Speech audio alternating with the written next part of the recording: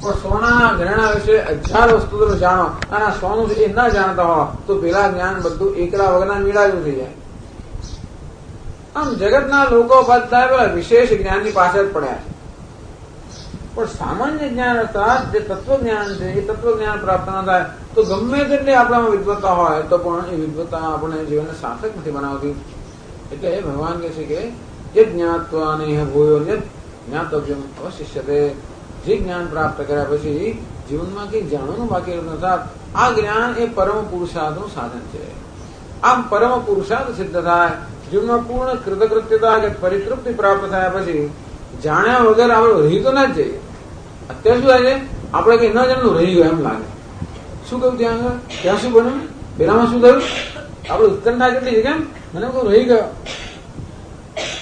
કશું ના મળ્યું રહી ગયો, કશું પછી જાણે રહી ગયો એવું લાગે છે.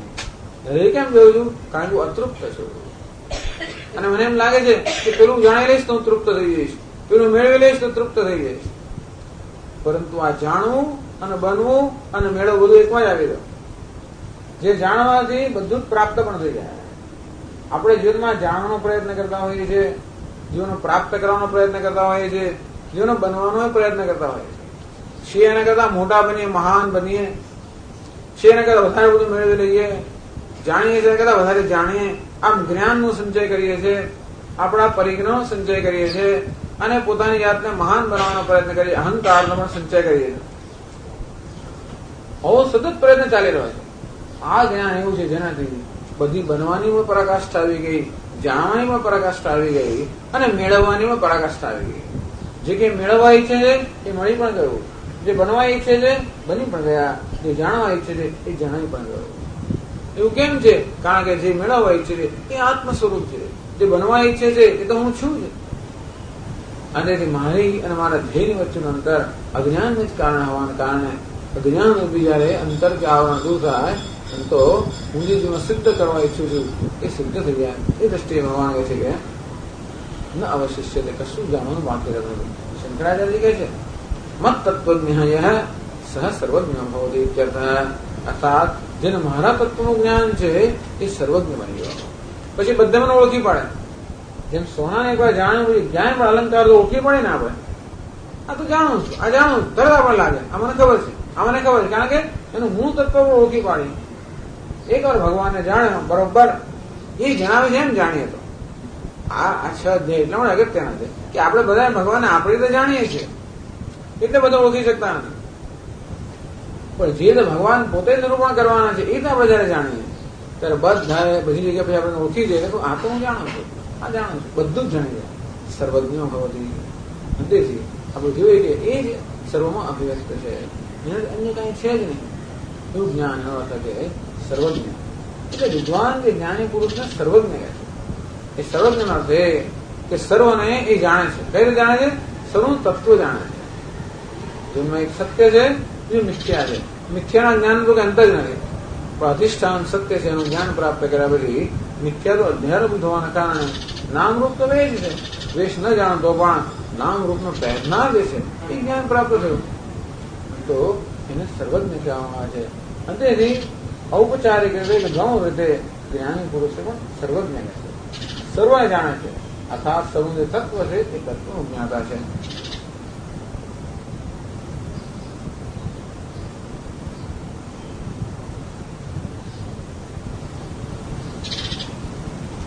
વેદાંતની પારિભાષિક ભાષામાં કહીએ તો સર્વાધિષ્ઠાન સન્માત્ર જ્ઞાનેન કલ્પિતાનામ સર્વેષામ બાધે સન્માત્ર પરિશેષાત સન્માત્ર જ્ઞાનનેવ ત્વમ કૃતાર્થો ભવિષ્યતિ ઇત્યાર્થ અભિપ્રાયાર્થાત. એકવાર અધિષ્ઠાનનું જ્ઞાન થયું પછી આ નામરૂપ તો અધ્યારોપિત છે.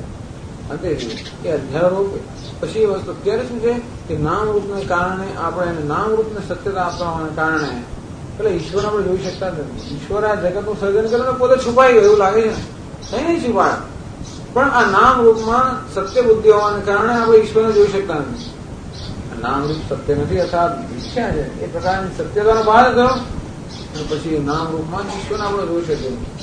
ત્વમ કૃતાર્થો ભવિષ્યથી, તું હે અર્જુન કૃતાર્થ બની જશે.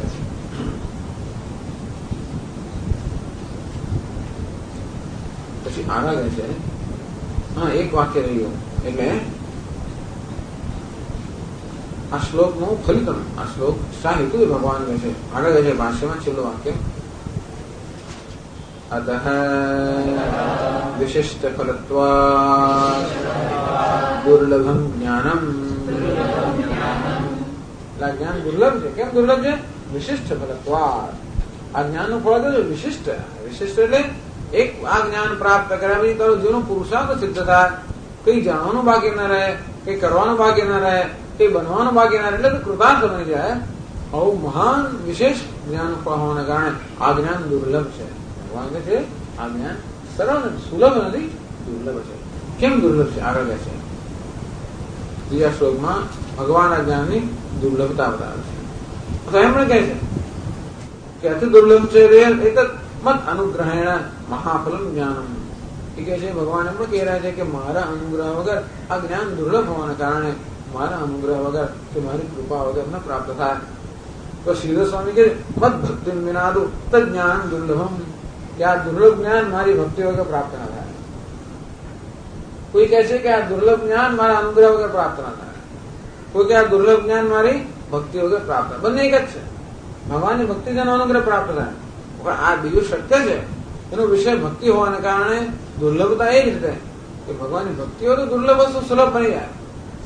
એની ભક્તિ હોય તો એનો અનુગ્રહ હોય, એના અનુગ્રહથી દુર્લભ વસ્તુ સુલભ બની જાય.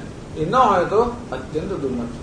આયમ આત્મા પ્રવચન લભ્ય ન મેધયા ન બહુના શ્રુતેના.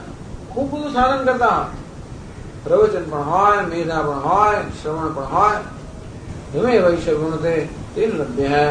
પરંતુ જે આ ભગવાનનું ભજન, ભગવાનને પસંદ કરે, અર્થાત ઈશ્વરને જો એકમાત્ર ધ્યેય ગણે છે, ઈશ્વરને પસંદ કરે, એને ઈશ્વર પસંદ કરતો હોય છે.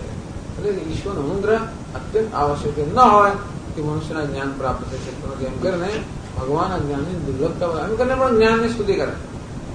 ભગવાન બીજી રીતે પણ જ્ઞાનની સ્તુતિ કરે છે કે આ જ્ઞાન દુર્લભ હોવાને કારણે પણ એ તારે ખાસ પ્રાપ્ત કરવું જોઈએ. અને એક દુર્લભતા જ્ઞાન બધા ત્રીજા શ્લોકમાં મનુષ્યાણામ સહસ્રેષુ કશ્ચિદ યતતિ સિદ્ધયે યતતામપિ સિદ્ધાનાં કશ્ચિન મામ વેત્તિ તત્વતઃ.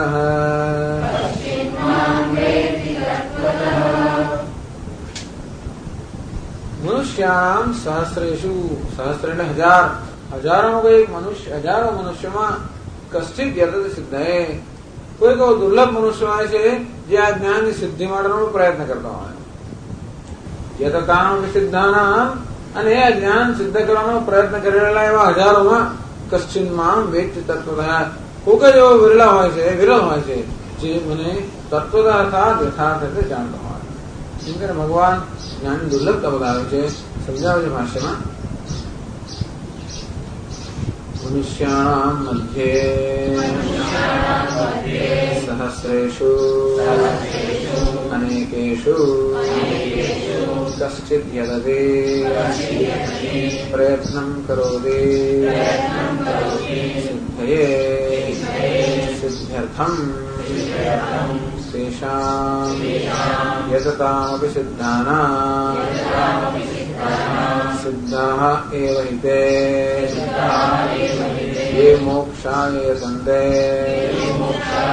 तेषां कश्चिदेव मां वेत्ति तत्त्वतः यथावत्.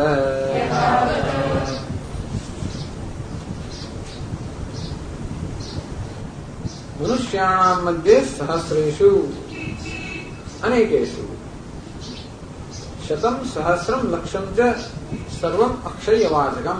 એક એવી કહેવત છે કે ઘણા સંસ્કૃતમાં શત, શત એટલે 100, સહસ્ર 1000, લક્ષ એટલે લાખ, આ બધા શબ્દો અક્ષયવાચક કે અસંખ્ય એ વાપરવાનો છે. સેંકડો આપણે કહીએ એટલે અસંખ્ય સમાન, હજારો માણસો હતા, સેંકડો લોકો આવ્યા, લાખો વાર કર્યો એટલે અસંખ્ય વાર કર્યો. એટલે ભલે આપણે કહેતો સહસ્રે શું, હજારો, 1000 નહીં ગણવાના, કેટલા ગણવાના? અસંખ્ય ગણવાના. એટલે અસંખ્ય એટલે અનેકેષુ, આવા હજારો અર્થાત એવા અસંખ્ય મનુષ્યોની વચ્ચે, ખાલી હજાર નહીં, તો કે સહસ્ત્રે, એ સંસ્કૃતમાં સહસ્ત્ર શબ્દ છે, સહસ્ત્ર નહીં, તકાર નથી આવતો, સહસ્ર, સહસ્રેશુ, એમાં એક જ અનુલાંગ છે, બે નથી. પણ ગુજરાતમાં સહસ્ત્ર જ બોલતા હોય છે, કેમ મને ખબર નહીં પડતી, પણ અંદર ઘૂસી ગયા. સહસ્ર, સહસ્ત્ર નહીં, સહસ્રેશુ અનેકેશુ, આવા હજારો લાખોમાં કશ્ચિત યતતિ સિદ્ધે, આ સિદ્ધિ માટે કોઈક જ પ્રયત્ન કરે. કેમ? કશ્ચિત એક શ્રવણ મનન, એટલે ઘણી વાર અનેક જન્માર્જિત પુણ્ય પુંજ વશાત, જેમ કે છે શંકરાચાર્યજી કે જંતુનામ ન જન્મ દુર્લભમ, આ પ્રાણીઓમાં નર જન્મ પ્રાપ્ત હોય દુર્લભ છે. મનુષ્યત્વ મુમુક્ષુત્વ મહાપુરુષ સંશ્રય, મનુષ્ય દેહ પ્રાપ્ત કરવો દુર્લભ છે. એ દેહ પ્રાપ્ત થયા પછી મુમુક્ષુત્વ, આ જ્ઞાન પ્રાપ્ત કરવાની ઝંખના એ અત્યંત દુર્લભ છે. અને એ થયા પછી પણ મહાપુરુષ સંશ્રય, કોઈ મહાપુરુષનો સંપર્ક તો પણ અત્યંત દુર્લભ છે. આવું દુર્લભ હોવું છે બધું. અને તેથી દૈવાનુગ્રહ હેતુકમ, માત્ર ઈશ્વર, એકમાત્ર ઈશ્વરના અનુગ્રહથી પ્રાપ્ત થનારી વસ્તુ છે. ઈશ્વરનો અનુગ્રહ કેમ પ્રાપ્ત થાય?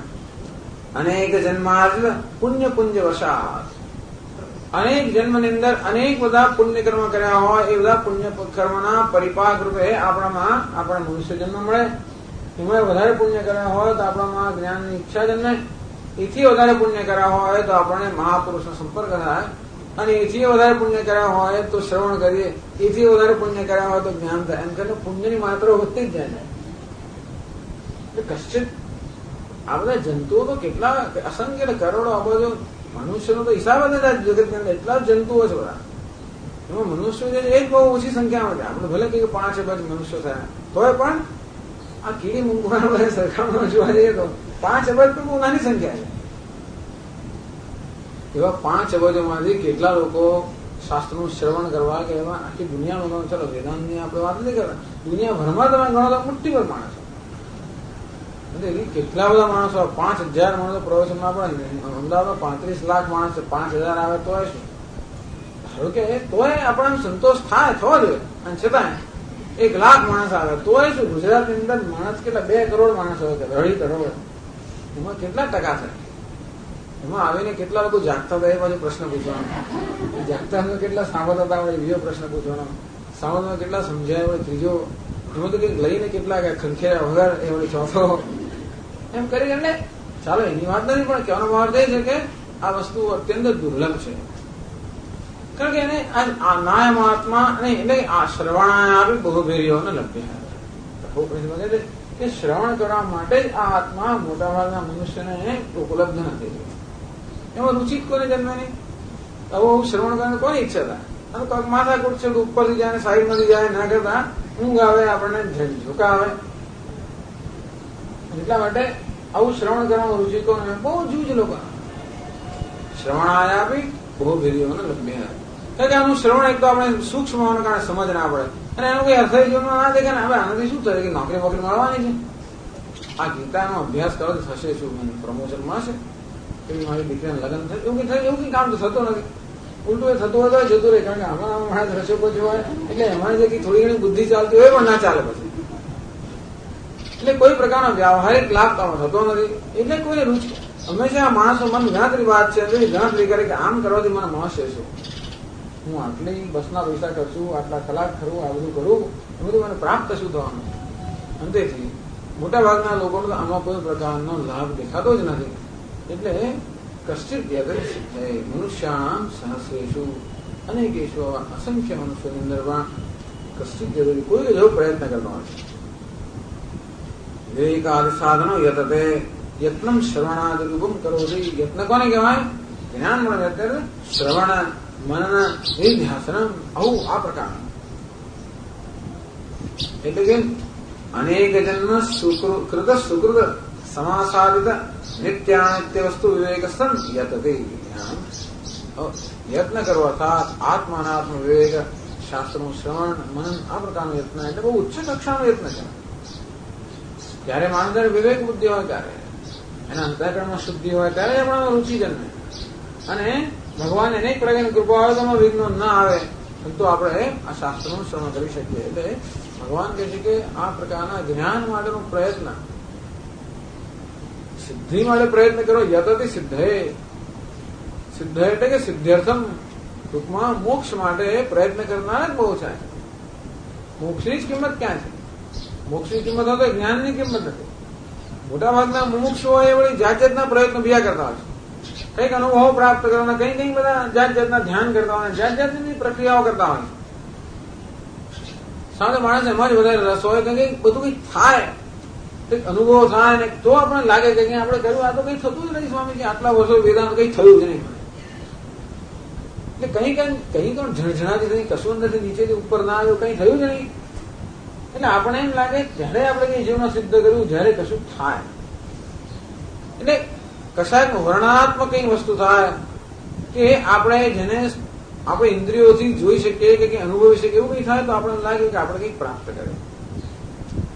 આ માત્ર વિવેક બુદ્ધિ આપણી સમજ છે એને સ્પષ્ટ કરનારું હોય, એમ કરીને જીવનો પ્રકાશ આપનારું હોય, એવા પ્રકાશ માટે કોઈકને મૂલ્ય હોય, એવો મૂલ્ય હોવાના લોકો જ બહુ ઓછા છે. એટલે કે છે કે કશ્ચિત સિદ્ધ, એવું કોઈ દુર્લભ મનુષ્ય છે જે આ જ્ઞાનની સિદ્ધિ માટે પ્રયત્ન કરતો હોય.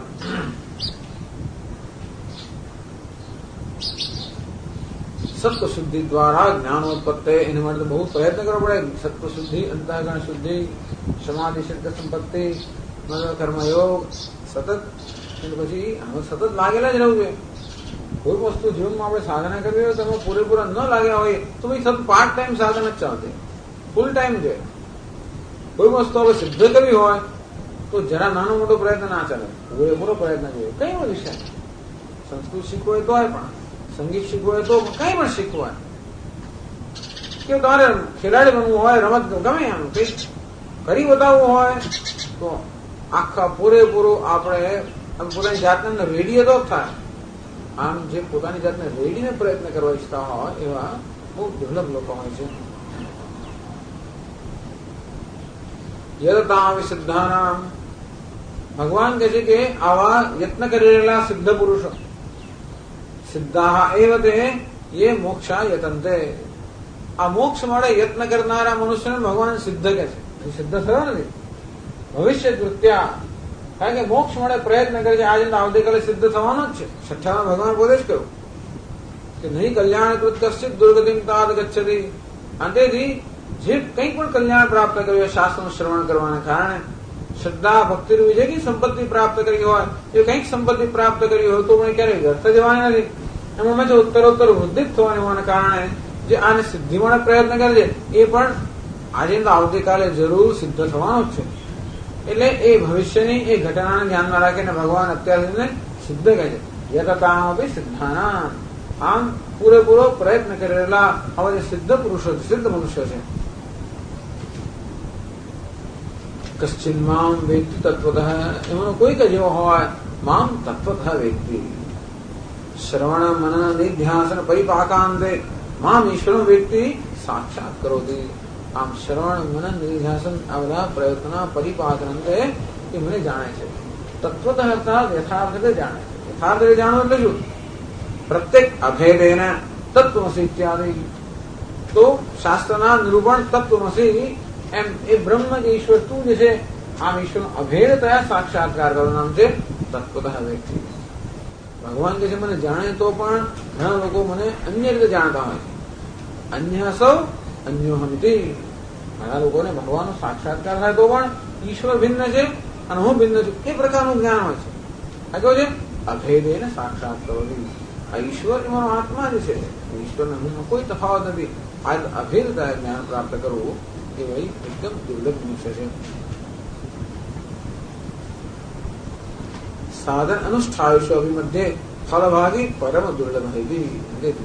સાધન અનુષ્ઠાન કરનારા મધ્યમાં પણ આવું એ ફળનો પ્રાપ્ત કરનાર અત્યંત દુર્લભ છે.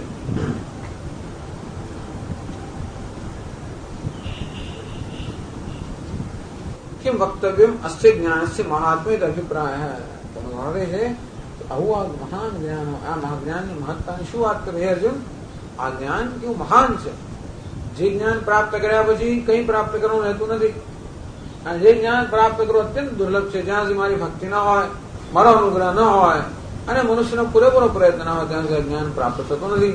માટે આ જ્ઞાન દુર્લભ છે. તેથી જ્ઞાનની મહત્તા ગાયને વળી પછી જ્ઞાનની સ્તુતિ કરે. અર્જુનને એમાં વળી પાછો વધારે એમાં રુચિ જન્માવે છે. બસ આટલી ભૂમિકા રચ્યા પછી હવે ભગવાન પોતાનું પ્રવચન શરૂ કરે છે. જ્ઞાનાર્થમ પ્રયત્નસ્ય તદ્વારા જ્ઞાન લાભસ્ય ઉભય દ્વારેણ મુક્તેશ્ય દુર્લભત્વ અભિધાનસ્ય.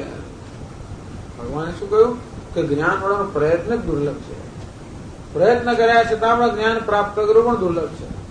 અને તેથી એ જ્ઞાનને કારણે પ્રાપ્ત થતી મુક્તિ અત્યંત દુર્લભ થઈ ગઈ.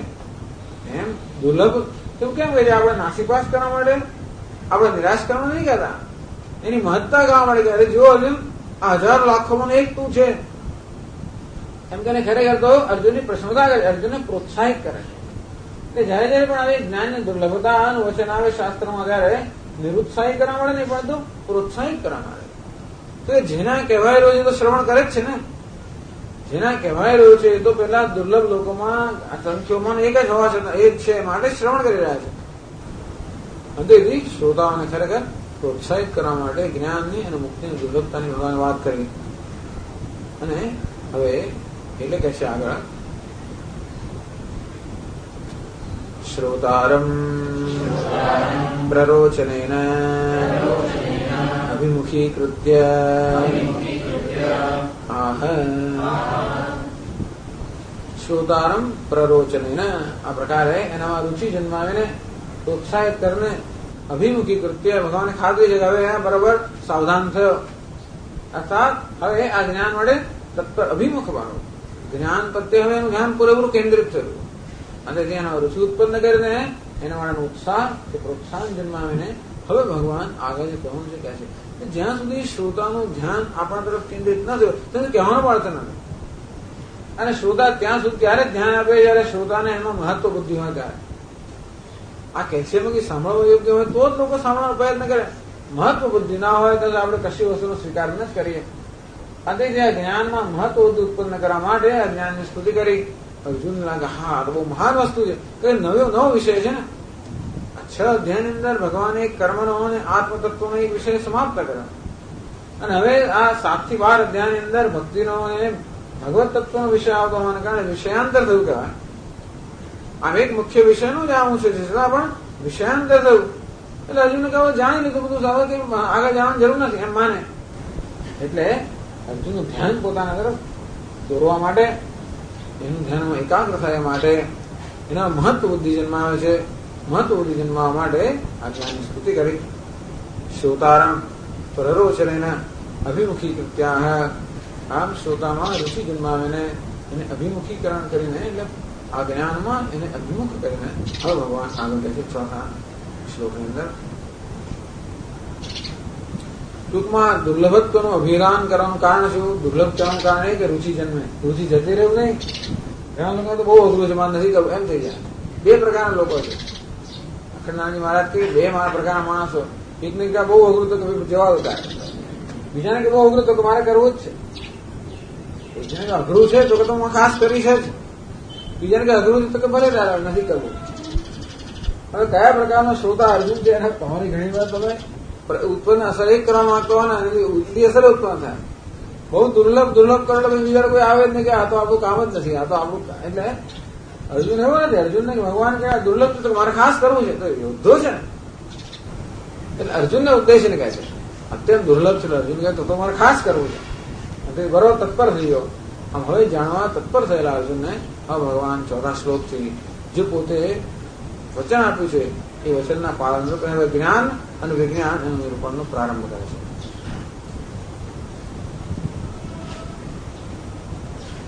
અને ભગવાન કહેવાને છે શું? સર્વાત્મકત્વેન પરિપૂર્ણત્વમ અવતારયન. ભગવાન એમ કહેવા માંગે છે કે હે અર્જુન, હું સર્વાત્મા છું, હું સર્વનો આત્મા છું, હું પરિપૂર્ણ છું, એક અદ્વિતીય છું, તું જ છું.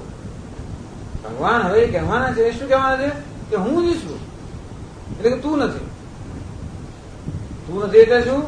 તું પણ હું જ છું. હું જ સર્વનો આત્મા છું, હું જ સર્વ કાંઈ. અને એવું હોવાને કારણે હું પરિપૂર્ણ છું. પણ હે અર્જુન, તું પણ સર્વનો આત્મા છે, તું પણ પરિપૂર્ણ છે. તો કેવી રીતે અર્જુન અર્થાત આત્મા પરિપૂર્ણ છે, કેવી રીતે આત્મા સર્વ આત્મા છે એ ભગવાન કહેવા માંગે છે. એ કહેવાની પ્રક્રિયામાં ભગવાન પેલા પ્રકૃતિની વાત કરે છે. અંતેથી પેલા ભગવાન આ કહેવાની એમની પદ્ધતિ, આ શૈલી એવી છે કે અપરા પ્રકૃતિ અને પરા પ્રકૃતિ. ભગવાન કે જે મારી બે પ્રકારની પ્રકૃતિ છે, અપરા પ્રકૃતિ ઉતરતી પ્રકૃતિ અને પરા પ્રકૃતિ ચઢિયાતી પ્રકૃતિ. આ સમગ્ર જગત આ બે પ્રકૃતિમાંથી બનેલું છે. એવું હોવાને કારણે આ જગત જે છે એ અમારી બે પ્રકૃતિનો ખેલ છે. તેથી આ સમગ્ર જગત મારામાંથી ઉત્પન્ન થયેલું છે, અર્થાત આ સમગ્ર જગત હું જ અભિવ્યક્ત થયેલો છું. અને જગત મારી પ્રકૃતિમાંથી ઉત્પન્ન થયું હોવાને કારણે હું તો જગત કરતા કઈ વિશેષ છું. આ તો મારી પ્રકૃતિનો ખેલ છે. પેલા સાથે કે મારે પાસે શાસ્ત્રાર્થ કરો, મારો શિષ્ય આવશે એટલે મારી તો જરૂર નથી. શાસ્ત્રાર્થ કરવા મારો શિષ્ય પણ પૂરતો છે. એમ જયારે ભગવાનની પ્રકૃતિમાંથી આ સમગ્ર જગત બનેલું હોય ત્યારે ભગવાન તો કહેવાય છે ને. એટલે અર્થાત ભગવાન કેવા છે, આ સમગ્ર જગતનો આત્મા હોવા ઉપરાંત એનાથી પર. એટલે ભગવાન પોતે કેવા છે, સર્વવ્યાપ્ત છે અને જોડે જોડે સર્વથી અતીત છે. ભગવાન કેવા છે, સગુણ છે અને જોડે જોડે નિર્ગુણ પણ છે. સવિશેષ છે, નિર્વિશેષ છે. સર્વ નામ રૂપના આકારમાં પણ છે અને સર્વથી પર પણ છે. આ ભગવાનનું બે રૂપ છે. બે રૂપ નથી, એક જ રૂપ છે. પણ જે નિર્ગુણ એ કેવું પારમાર્થિક રૂપ, એનો આ આભાસ છે, જેને આપણે સગુણ કે સવિશેષ કહીએ છીએ. આ બધું કહેવા માટે ભગવાન પેલા ભૂમિકા રચી મારી બે પ્રકારની પ્રકૃતિ છે, અપરા પ્રકૃતિ અને પરા પ્રકૃતિ. અપરા એટલે કે ઉતરતી, પરા એટલે ચડિયાતી. અને એ બે પ્રકૃતિમાં પણ પહેલા ભગવાન અપરા પ્રકૃતિ કે ઉતરતી પ્રકૃતિ એનું વર્ણન કરે તો કે દ્રષ્ટિગોચર છે. આમ ભગવત તત્વના નિરૂપણ કરવા માટે અત્યારે આપણા અનુભવનો જે વિષય છે, અત્યારે આપણે જે દર્શન કે દ્રષ્ટિગોચર છે એની પહેલા વાત કરીને ધીમે ધીમે એના પરથી આપણે ભગવાન પોતાના તત્વનું નિરૂપણ કરે. પહેલેથી જ આપણે જાણતા નથી વાત કરે તો આપણે કઈ ખબર ના પડે. જે જાણીએ છીએ ત્યાંથી પ્રારંભ કરીને ભગવાન પોતાનું તત્વ કેવું છે એનું નિરૂપણ કરવા માંગે છે. તો આપણા જીવન અનુભવનો વિષય કયો છે, અપરા પ્રકૃતિ. આ જળ પ્રકૃતિ જગત, આ જગત શામાંથી બનેલું છે, અપરા પ્રકૃતિ ઉતરતી પ્રકૃતિમાંથી. માટે ભગવાન પહેલા પોતાના પ્રકૃતિનું નિરૂપણથી પ્રારંભ કરે છે. એમાં પણ અપરા પ્રકૃતિનો પહેલા એનું વર્ણન કરે છે. ચોથા શ્લોકમાં કહે છે, ભૂમિરાપો નલો વાયુ ખમ મનો બુદ્ધિરેવ ચ અહંકાર ઇતિયમ મે ભિન્ના પ્રકૃતિરષ્ટધા.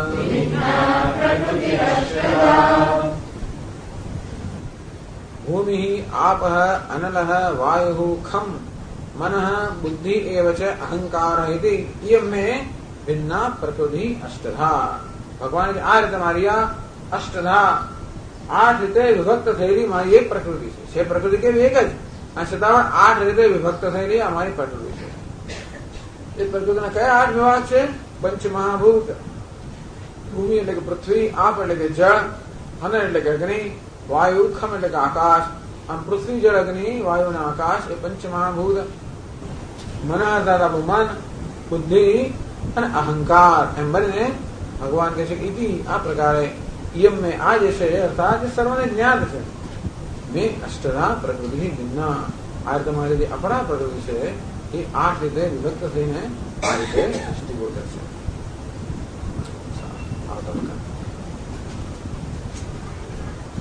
ઓમ પૂર્ણમદ પૂર્ણમિદં પૂર્ણાત પૂર્ણમુદચ્યતે પૂર્ણસ્ય પૂર્ણમાદાય પૂર્ણમેવાવશિષ્યતે. ઓમ શાંતિ શાંતિ શાંતિ. શંકરં શંકરાચાર્યં કેશવં બાદરાયણં સૂત્રભાષ્યકૃતૌ વંદે ભગવन्तौ પુનઃ પુનઃ. ઈશ્વરો ગુરુરાત્મેતિ મૂર્તિભેદવિભાગિને વ્યોમવદ્વ્યાપ્તદેહાય દક્ષિણા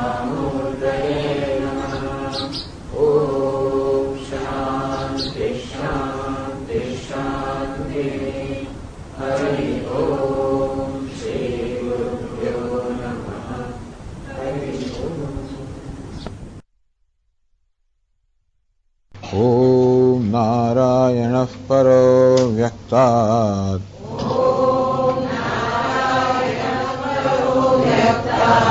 અંડમવ્યક્તસંભવમ અંડસ્યાંતસ્ત્વિમે લોકાઃ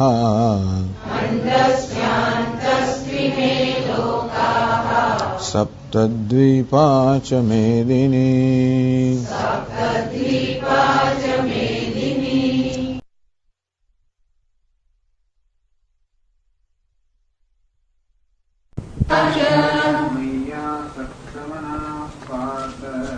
મય્યા સક્તમનાઃ પાર્થ યોગમ યુഞ്જન્મદાશ્રયઃ અસંશયં સમગ્રં માં યથા જ્ઞાસ્યસि તચ્છૃણુ જ્ઞાનં તેહં સવિજ્ઞાનં ઇદં વક્ષ્યામ્યશેષતઃ યજ્ઞાત્વા નેહ ભૂયોન્યત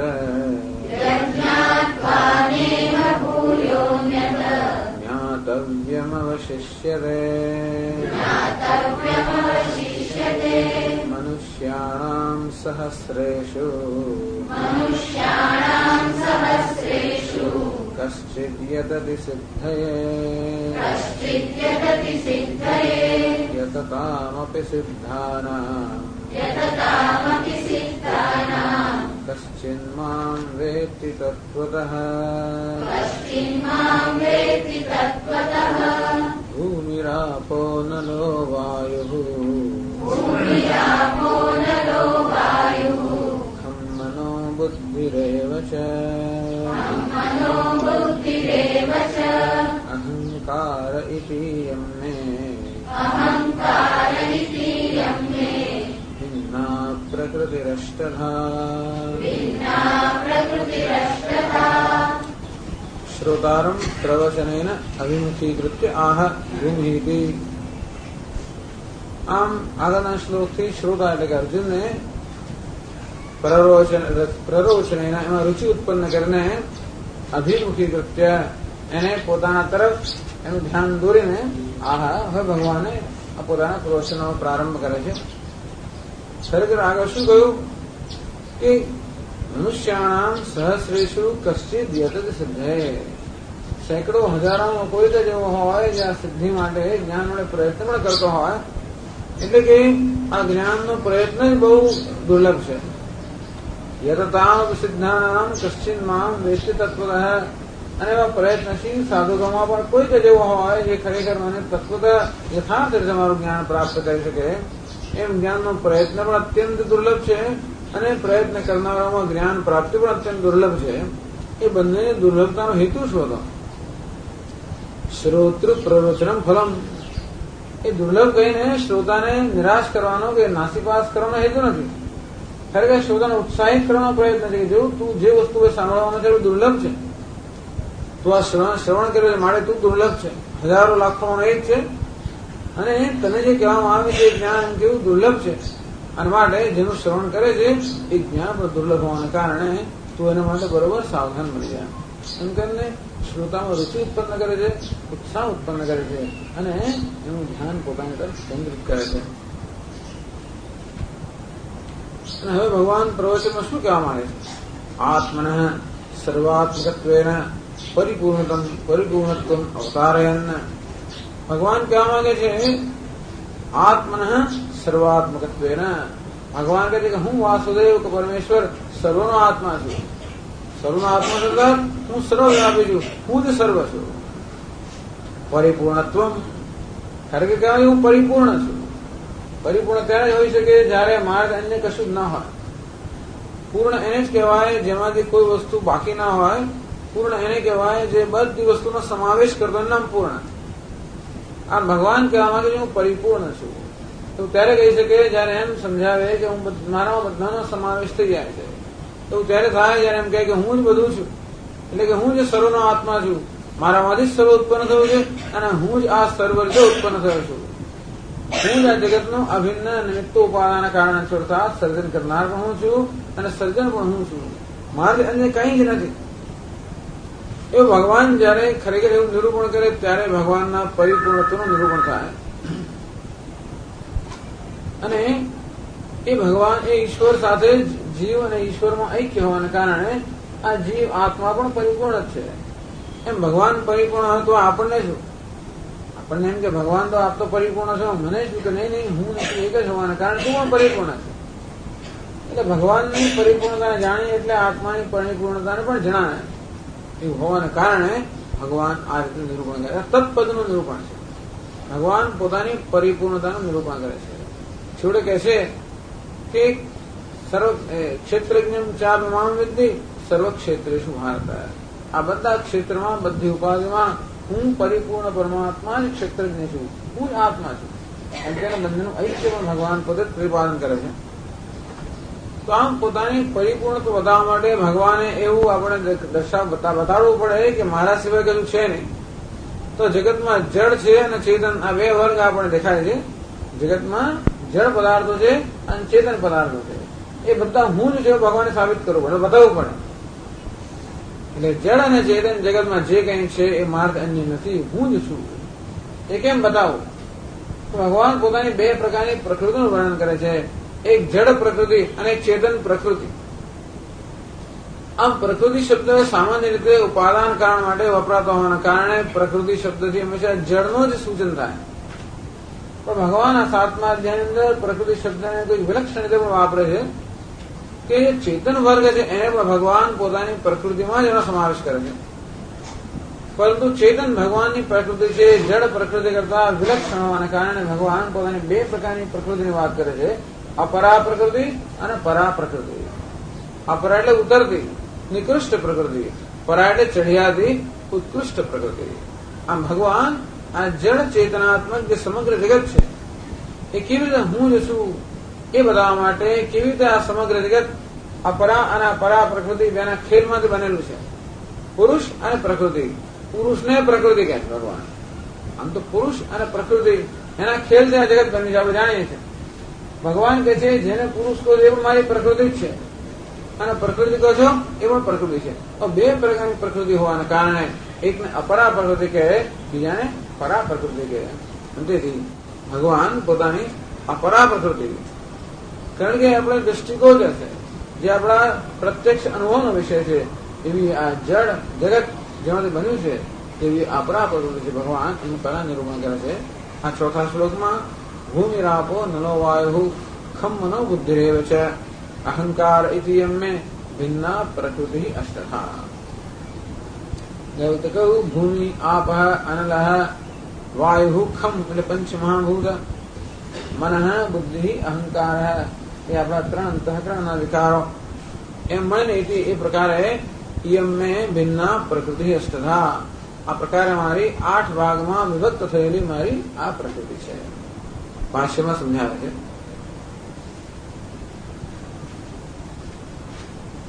₹197 પાના પર છેલ્લો શ્લોક.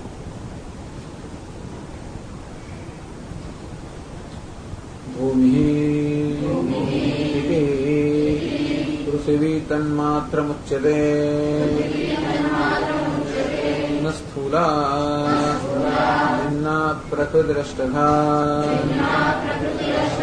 ઇતિ વચના તથા અપાદયોપી તન્માત્રાણિ એવ ઉચ્યન્તે. ભગવાન જે ભૂમિ, આપ, અનલ, વાયુ, ખમ, ભૂલ પૃથ્વી, જળ, અગ્નિ, વાયુ અને આકાશ. પણ શંકરાચાર્ય સમજાવે છે કે આ 5 થી આ 5 સ્થૂળ મહાભૂત આપણને ગણવાના, પરંતુ આ 5 સૂક્ષ્મ મહાભૂત ગણવાના. એટલે સાંખ્ય લોકો જયારે સૃષ્ટિની પ્રક્રિયાનું વર્ણન કરે ત્યારે એમ સમજાવે છે કે સૌથી પહેલા અવ્યક્ત એટલે આપણે જેને માયા કહીએ છીએ, જે વ્યક્ત નથી નામ રૂપમાં, એવી અવ્યક્ત જે સર્વનું કારણ છે એ સૌથી પહેલી અવસ્થા છે જેને પ્રધાન કહેવામાં આવે છે. એમાં તો પછી ઉત્પન્ન થયું મહત્તત્વ. મહત્તત્વ એટલે કે જેને સમષ્ટિ અહંકાર કહેવામાં આવે છે. પછી ઉત્પન્ન થયો અહંકાર, એ પણ સમષ્ટિ અહંકાર. મહત્તત્વ એટલે સમષ્ટિ બુદ્ધિ અને અહંકાર એટલે સમષ્ટિ અહંકાર. એમાંથી પંચ તન માત્રા આકાશ, વાયુ, અગ્નિ, જળ, પૃથ્વી તન માત્રા સાથ આ 5 સૂક્ષ્મ મહાભૂત ઉત્પન્ન થાય. એમ કરીને 8 જે છે એને લોકો પ્રકૃતિ કહે છે.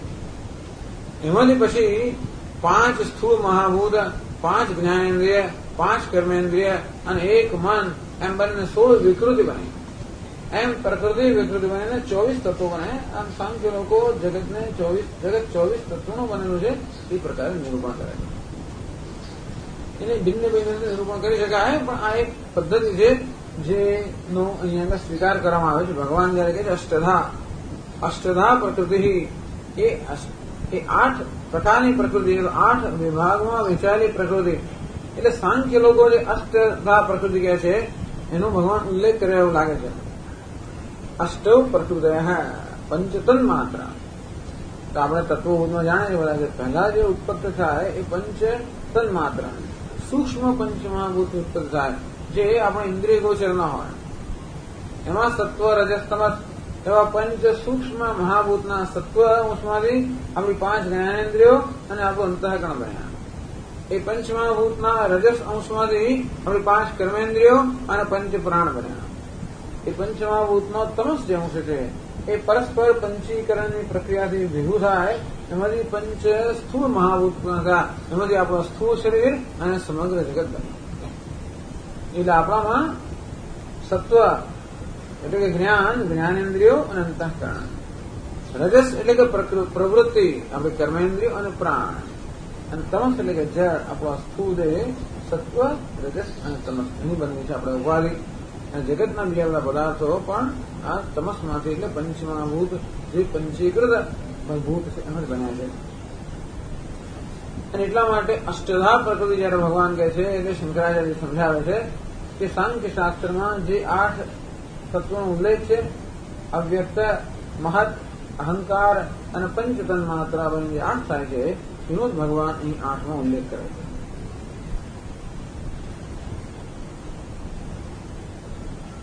એટલે જે ભૂમિથી પૃથ્વી તન્માત્ર મુચ્યતે ન સ્થૂલા ભૂમિ. ભગવાન જયારે ભૂમિ શબ્દ વાપરે છે, ભૂમિનો અર્થ સાદું પૃથ્વી, સ્થૂળ. પણ ભગવાન એ ભૂમિ શબ્દ સ્થૂળ પૃથ્વી એવું કહેવા નથી ઈચ્છતા, પરંતુ પૃથ્વીનું જે કારણ છે તન્માત્રા એટલે સૂક્ષ્મ પૃથ્વી એ ભગવાન ખરેખર દર્શાવવા ઈચ્છે છે.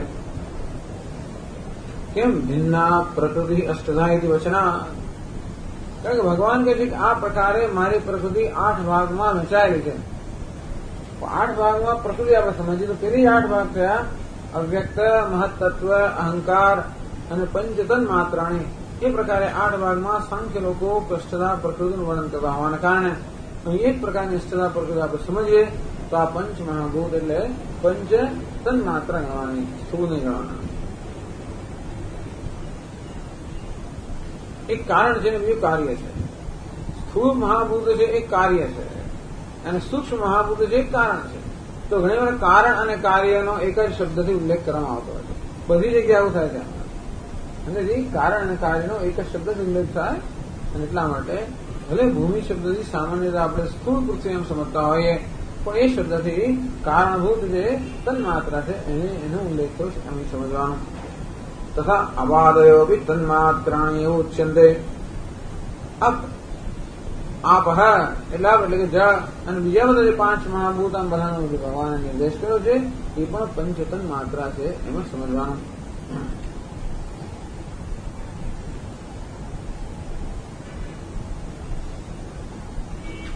પછી આગળ કહે છે આપ અનલ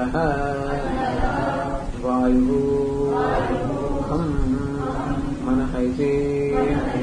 મનસ કારણમ અહંકારો ગૃહ્યતે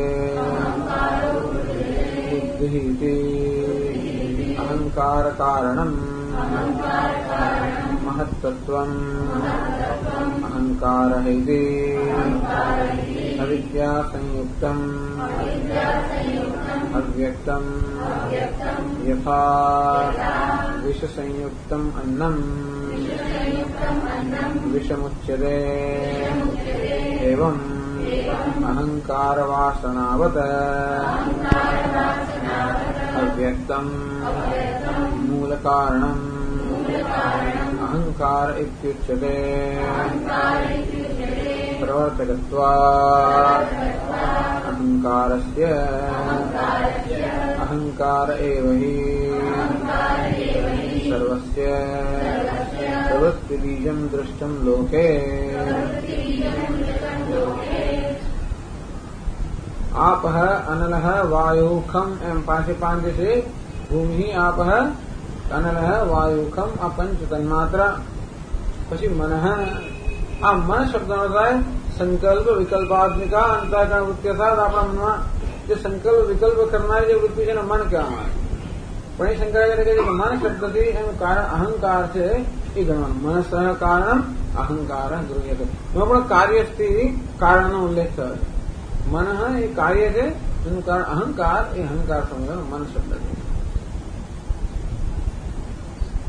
છે કે અહંકાર ન હોય તો સંકલ્પ વિકલ્પ થાય નહીં માણસ સંકલ્પ વિકલ્પ જન્મે છે નથી અહંકાર હું જ્યાં આવ્યો ત્યાં પછી સાચું ખોટું સારું ખોટું બધું આવવાનું ગમતું અણગમતું સફળતા નિષ્ફળતા અનુકૂળ પ્રતિકૂળ આ બધું ક્યાં હોય જે અહંકાર હોય ત્યાં જે અહંકાર ન હોય ત્યાં પછી અનુકૂળતા પ્રતિકૂળતા સફળતા નિષ્ફળતા આ બધું વસ્તુ હોય ન શકે અને જ્યાં સફળતા સફળ દેશ કે નિષ્ફળ અનુકૂળ થશે કે નહીં થાય આ બધું સંકલ્પ તો ક્યારે જન્મે ત્યારે અહંકાર હોય ત્યારે એટલે કે છે કે અહંકાર એ આ સંકલ્પ વિકલ્પાત્મક મન છે એનું કારણ હોવાના કારણે મન શબ્દથી ભગવાન અહંકારનો નિર્દેશ કરે છે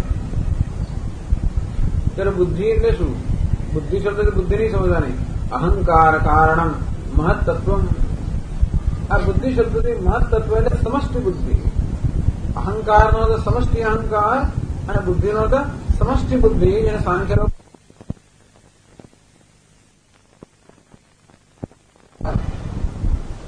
અત્યારે આપણે ટિમ્બકતુમાં જન્મ્યા હોય તો ત્યાં જેવી સમષ્ટિ એવું જ્ઞાન આપણામાં હોય અત્યારે આપણે ગીતાની વાત કરીએ કે અહીંયા સમષ્ટિમાં ગીતા ગીતા હોય ટિમ્બકતુમાં તો ગીતાનું નામ જ ના સાંભળે તો બીજું કશું હોય ઓસ્ટ્રેલિયામાં હોય ત્રીજું કંઈક હોય સમજે જે પ્રકારનું વાતાવરણ ત્યાં બૌદ્ધિક વાતાવરણ વિદ્યમાન હોય એ પ્રકારના સંસ્કારો આપણે બુદ્ધિગુણ પ્રવર્તતા હોવાના કારણે વ્યક્તિગત જે બુદ્ધિ છે એ પેલી સમષ્ટિ બુદ્ધિનું પરિણામ હોવાના કારણે બુદ્ધિ શબ્દથી ભગવાન મહત્તત્વ જે સમષ્ટિ બુદ્ધિ છે એનો નિર્દેશ કરે છે ત્યારે અહંકારથી વળે એનું કારણ સીધે સીધું નથી કહેતા એટલે નજુ સરળ કહે છે કે ભાઈ આ બુદ્ધિના અહંકારથી બુદ્ધિના અહંકાર સમજવા અને મન શબ્દ અવ્યક્ત સમજવું એટલે કામ પતી ગયું પણ દરેકમાં કારણ કે પંચ સ્થૂળ મહાભૂત છે તન માત્ર સમજ્યા તો દરેકમાં કાર્ય એટલે કારણ સમજવું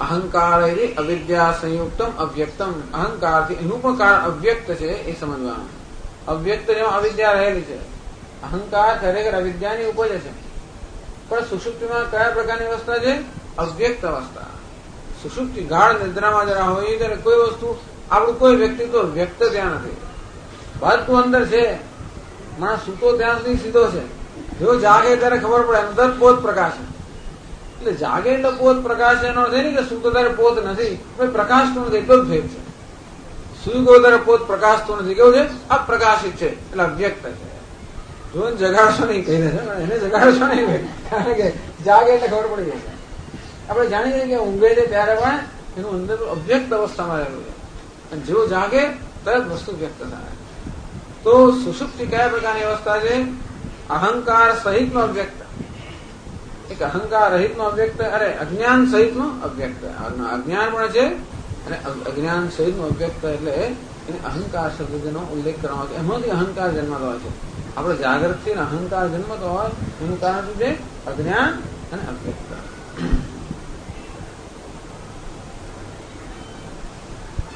તો કોઈને કે ભાઈ અહંકાર ને અવ્યક્ત શબ્દ એમ કેમ વાપરે છે તો એ સમજાવે છે યથા વિષ સંયુક્ત અન્નમ વિષમ ઉચ્ચરે ઘણી વાર હોય અન્ન હોય તો ભોજન, પણ એમાં કદાચ વિષ પડી ગયું હોય, દાળ હોય કઈ હોય, એમાં ધારો કે ગરોળ પડી ગયું હોય તો ત્યાં તો ઝેર છે. ના ભાઈ, ઝેર નથી. આ શું છે તો અન્ન.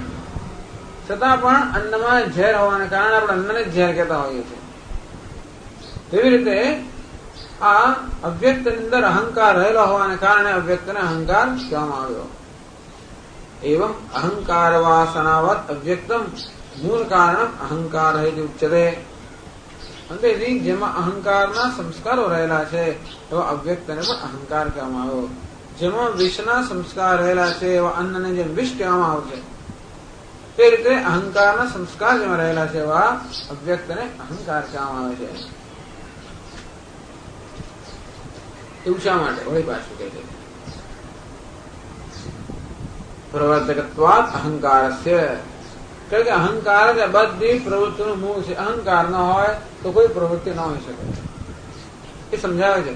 અહંકાર એ સર્વસ્ય પ્રવૃત્તિ બીજમ દુષ્ટમ લોકે. આપણે જાણીએ છીએ કે બધી પ્રવૃત્તિ અહંકારમાં જન્મે છે. અહંકાર જો હોય તો મમકાર મળે. મમકાર ને મારું એવું ક્યારે હોય? અહમ ક્યાં? હું આ છું, હું આટલો જ છું, એનું નામ અહંકાર. હું આટલો જ છું, દેહ પૂરતો જ મર્યાદિત છું. હું આ પ્રકારનું જ મારી વિશિષ્ટતા કે વિલક્ષણતા છે. આ પ્રકારની વિલક્ષણ અહમને શું કહેવાય? અહંકાર. એવો અહંકાર એટલે મમકાર હોવાનો. કારણ કે આ દેહને અહંકાર અહમ કહેતો એની રીતે સંયોજાયેલી વસ્તુ મારી મળી જાય એટલે અહંકાર તો મમકાર થાય. અને મમકાર તો રાગ દ્વેષ જન્મે, અને રાગ દ્વેષની પ્રવૃત્તિ જન્મે. ટૂંકમાં બધી પ્રવૃત્તિનો મૂળ બીજ અહંકાર છે. અહંકાર બધું પ્રવર્તન કરતો હોય છે. અને માટે અહંકાર એટલે અહીંયા આગળ અવ્યક્ત શું અવ્યક્તવાની બધી પ્રવૃત્તિ જન્મતી હોય, અહંકારમાં જે જન્મતી હોય દ્રષ્ટિએ અહંકાર એટલે અવ્યક્ત સમજવાનું.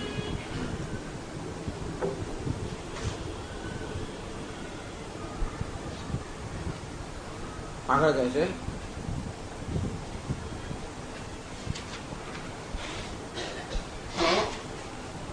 इति यम यथोक्ता प्रकृतिः मे मम ईश्वरी माया शक्तिः अष्टधा भिन्ना वेदमागता इति આ પ્રકારે યમ યથોક્તા. યમ એટલે કે યમ યથોક્તા પ્રકૃતિ. આજે કહેવામાં આવે છે પ્રકૃતિ. પ્રકૃતિ કોને કહેવાય? પ્રક્રિયતે પ્રકૃતિ. જે જુદા જુદા આકારમાં અભિવ્યક્ત થાય, જુદા આકારમાં પરિણમે એનું નામ પ્રકૃતિ. પ્રક્રિયતે મહદાદિ આકારેણ પ્રક્રિયતે પ્રકૃતિ. જે ભિન્ન ભિન્ન આકારની અંદર જે પરિણમિત થાય એને કહેવાય છે પ્રકૃતિ. અથવા પ્રકર્ષેણ કૃતિ યોગ્યત્વાત પ્રકૃતિ. જે સારી રીતે કાર્ય કરતી હોય, કાર્યની ઉત્પત્તિ જેની સારી રીતે થતી હોય નામ પ્રકૃતિ. પ્રકૃતિ એટલે કારણ. ખરેખર પ્રકૃતિ શબ્દનો થાય ઉપાદાન કારણ. માટી જે ઉપાદાન કારણ છે એને ઘડાની પ્રકૃતિ કહેવાય. કેમ પ્રકૃતિ કહેવાય? કારણ કે માટીમાં ઘડા તરીકે પરિણમવાની સુંદર શક્તિ હોવાના કારણે માટીને ઘડાની પ્રકૃતિ કહેવાય. આમ પ્રકૃતિ શબ્દ આપણે સ્વભાવ માટે વાપરતા હોઈએ છીએ, પરંતુ અહીં પ્રકૃતિ શબ્દનો અર્થ શું થાય? એ સ્વભાવ એ રૂઢિગત અર્થ છે, પણ એનો મૂળભૂત યૌગિક અર્થ એટલે શબ્દનો અર્થ આપણે સમજે છે પ્ર અને કૃતિ. પ્રકર્ષેણ કૃતિ યોગ્યત્વાત. સારી રીતે જેમાંથી કૃતિ કે કાર્ય જન્મે એનું નામ છે પ્રકૃતિ એટલે કે ઉપાદાન કારણ. આમ પ્રકૃતિ એ સમગ્ર જગતનું ઉપાદાન કારણ છે. એટલે ભગવાને કહ્યું મેં મમ ઈશ્વરી માયા શક્તિ.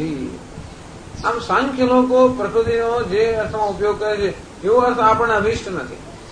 ભલે આપણે એમના શબ્દનો પ્રયોગ કરતા હોઈએ, ઘણી એમની પ્રક્રિયાનો પ્રયોગ કરતા હોઈએ, છતાં પણ સિદ્ધાંત આપણે સ્વીકારતા નથી. એ લોકો પુરુષ અને પ્રકૃતિ બેને ભિન્ન ભિન્ન તત્વ ગણતા હોય છે, બંનેને ભિન્ન ભિન્ન સત્તા ગણતા હોય છે. એટલે એમના કહેવા પ્રમાણે પ્રકૃતિ અથવા જળ જે આ પદાર્થ છે એ સ્વતંત્ર છે, અને પુરુષ જે ચેતન છે એ સ્વતંત્ર છે. આપણે પ્રકૃતિને પુરુષથી ભિન્ન કે સ્વતંત્ર ગણતા નથી. પ્રકૃતિ મિથ્યા છે, પુરુષ સત્ય છે. એટલે શંકરાચાર્યજી કહે છે આ પ્રકૃતિ મેં અષ્ટધા મારી એટલે મમ ઈશ્વરી પ્રકૃતિ. ઐશ્વરી પ્રકૃતિ. ઐશ્વરી તદાશ્રયા તદ ઐશ્વર્ય ઉપાધિભૂતા. ઐશ્વરી એટલે કે ઈશ્વર જેનો આશ્રય છે એવી પ્રકૃતિ.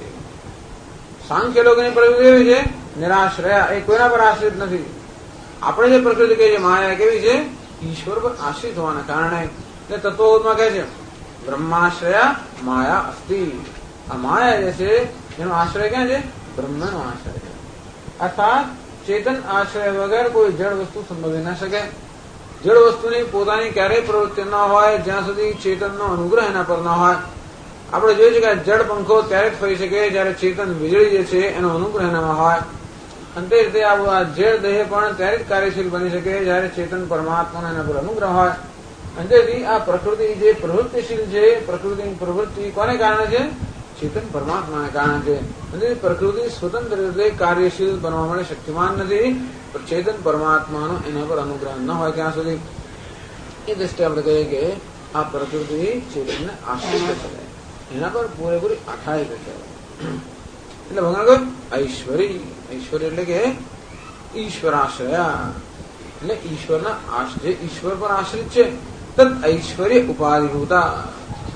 અને ભગવાનને ઈશ્વર બનાવનારી આ પ્રકૃતિ છે. ભગવાન ઈશ્વર બનાવનારી કોણ છે? પ્રકૃતિ. બ્રહ્મને ઈશ્વર કોણ માને? પ્રકૃતિ.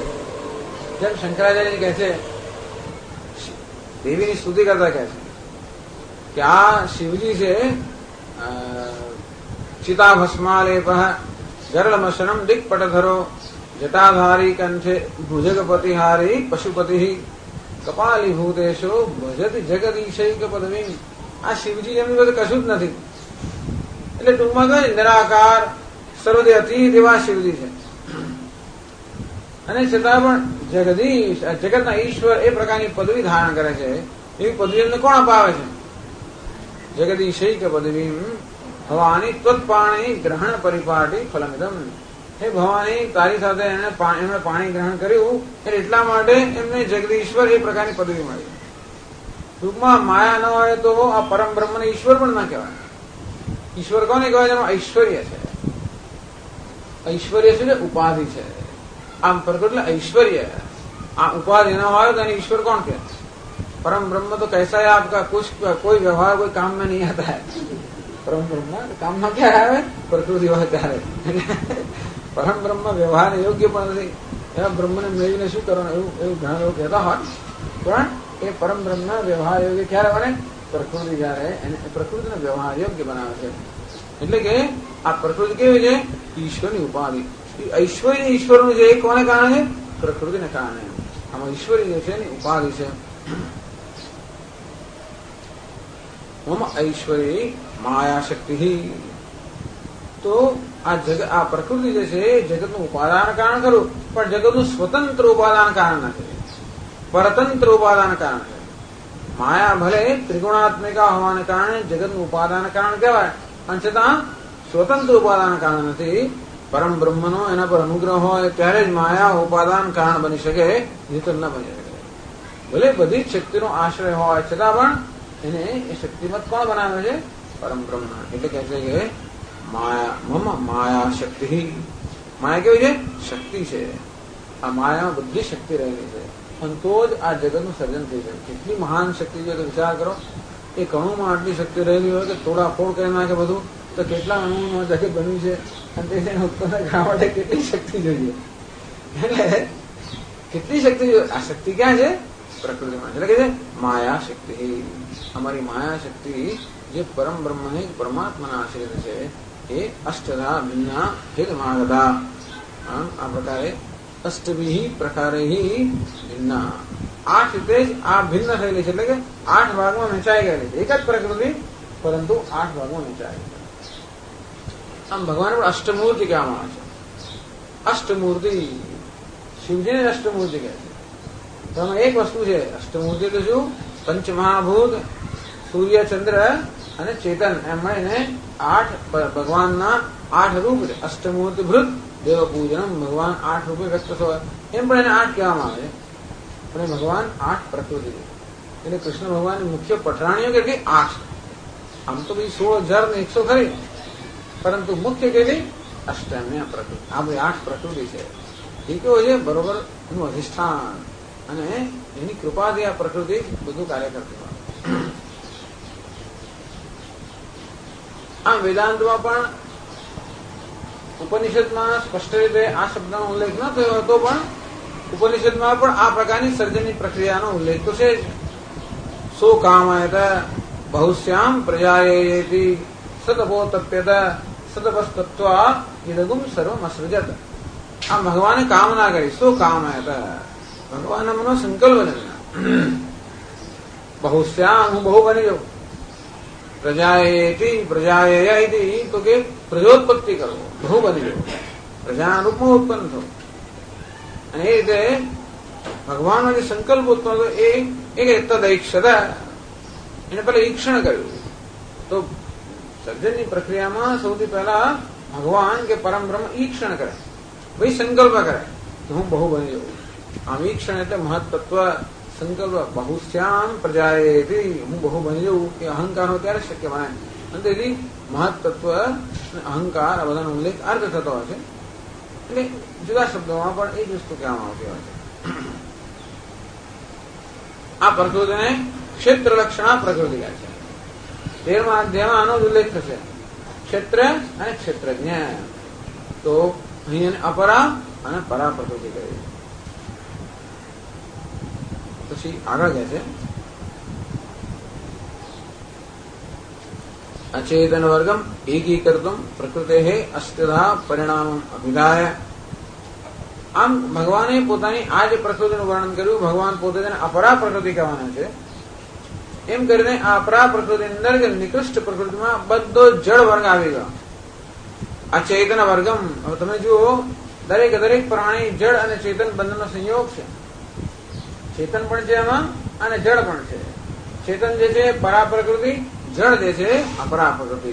આમ અપરા પ્રકૃતિમાં બધો અચેતન વર્ગ કે બધા જળ વર્ગ બધાનો સમાવેશ થઈ ગયો. વિકારવચ્છિન્ન કાર્યકલ્પમ ચેતન વર્ગમ એકીકર્તુમ પુરુષસ્ય ચૈતન્યસ્ય અવિદ્યા શક્તિવચ્છિન્નસ્યાપી પ્રકૃતિત્વમ ઉક્તામ પ્રકૃતિમ અનુદ્ય દર્શયતિ. તો ભગવાન કહે છે કે આ જળ ઉપાધિની અંદર પ્રતિબિંબિત થયેલો ચેતન જે પણ એને પોતાની પ્રકૃતિ ગણાવે છે. તમે કલ્પના કરો કે સૂર્ય છે, ઘણી બધી આપણે ડોલો મૂકેલી હોય, એ બધી ડોલની અંદર સૂર્ય પ્રતિબિંબિત થતો હોય તો જે ઘણા બધા એના પ્રતિબિંબ હોય. આમ સૂર્ય જે છે એ તો આ ડોલમાં બે વસ્તુ છે, પાણી પણ છે અને પ્રતિબિંબ પણ છે. પાણી કેવું છે? જળ છે. જળ છે એટલે કે એનો કોઈ પ્રકારનો પ્રકાશ નથી. એ પાણીમાં જયારે સૂર્યનું પ્રતિબિંબ પડે ત્યારે જળમાં પ્રકાશિત બની જાય. પણ સૂર્ય જે છે જળ પણ નથી ને પ્રતિબિંબ પણ નથી, પણ બેથી પર છે. અને છતાં સૂર્ય પ્રતિબિંબ પણ છે અને જળ પણ છે. કારણ કે સૂર્ય જળનું પણ કારણ છે, વરસાદનું પણ કારણ છે અને પ્રતિબિંબનું પણ કારણ, બધાનું કારણ સૂર્ય છે.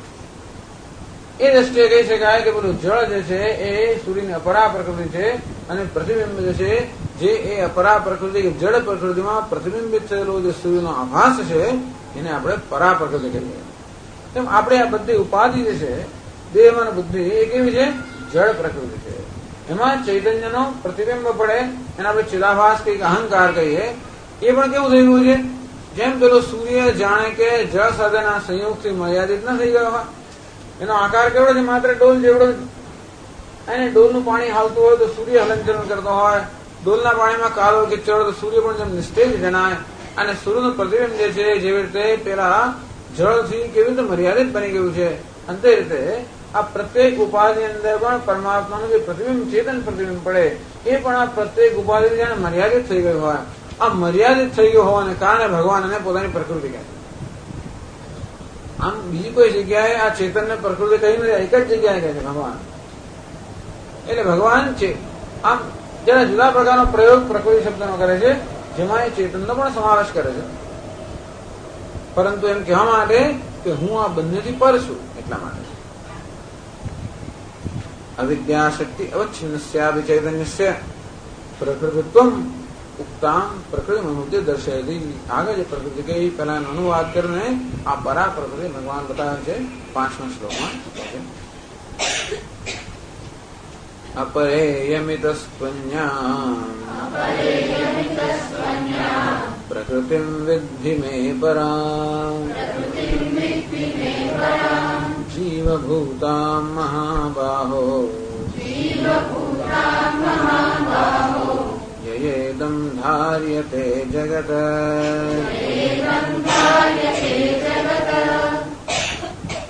अपरा इयम આજે એનો ઉલ્લેખ કરવામાં આવ્યો ચોથા શ્લોકમાં. ભગવાને છે ઇયમ અપરા, આ મારી અષ્ટધા પ્રકૃતિ તો અપરા પ્રકૃતિ છે, એ મારી હીન કે ઉતરતી કક્ષાની પ્રકૃતિ છે.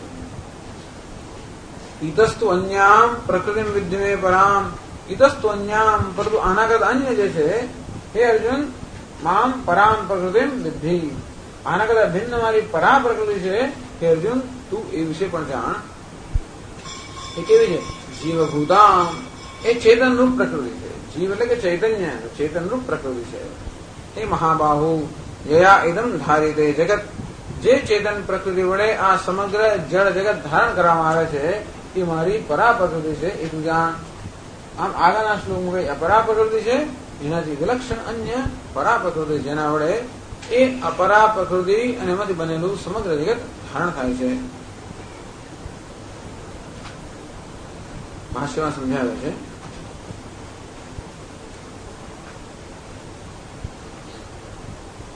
अपरा न परा निकृष्टा अशुद्धा अनर्थकरी संसार बंधनात्मिका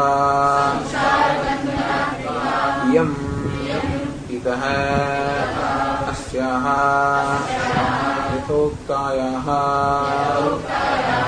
तु अन्यां विशुद्धां प्रकृतिं मम आत्मभूतां विद्धि मे परां प्रकृष्टां जीवभूतां क्षेत्रज्ञलक्षणां प्राणधारणनिमित्तभूतां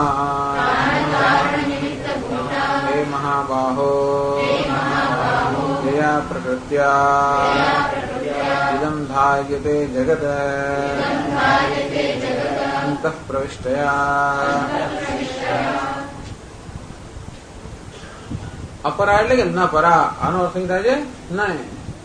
અપરા એટલે કે ન પરા, જે પરા નથી એવી પ્રકૃતિ, એટલે કેવી છે? નિકૃષ્ટ, ઉતરતી. તો કેમ આ પ્રકૃતિને નિકૃષ્ટ કહેતા હશે? એટલે કે છે કે અશુદ્ધા કે અશુદ્ધ છે, અનર્થ કરી છે, સંસાર બંધનાત્મિકા. પ્રકૃતિને બહુ ગાવ રહી હતી અહીંયા શંકરાચાર્ય મહારાજે. ભગવાન પોતે શું કહે છે? પ્રકૃતિને અપરા કહે છે. અપરા એટલે ઉતરતી, એટલે કે હીન, એટલે નિકૃષ્ટા, અત્યંત નિકૃષ્ટ, ઉત્કૃષ્ટ નિકૃષ્ટ. અશુદ્ધા કારણ કે અશુદ્ધ છે, અનેક પ્રકારના વિકાર વાળી હોવાને કારણે બધી અશુદ્ધિ ક્યાં છે? આ જળમાં જ છે. અનર્થ કરી, બધા પ્રકારનો અનર્થ કરનારી છે. કારણ કે આ પુરુષને સતત મોહમાં રાખીને એને હંમેશા બહિર્મુખ રાખતી હોય છે. એમ કરીને એને પોતાના સ્વભાવથી જ વંચિત રાખતી હોવાને કારણે સંસાર બંધનાત્મિકા, સંસારના બંધનમાં રાખનારી છે. કારણ કે સત્વ, રજસ અને તમસ આ ત્રણ ગુણની બનેલી પ્રકૃતિ 14મા અધ્યાયમાં કહે છે સત્વમ રજસ તમયતિ, સત્વમ રજસ તમયતિ ભિન્ના પ્રકૃતિ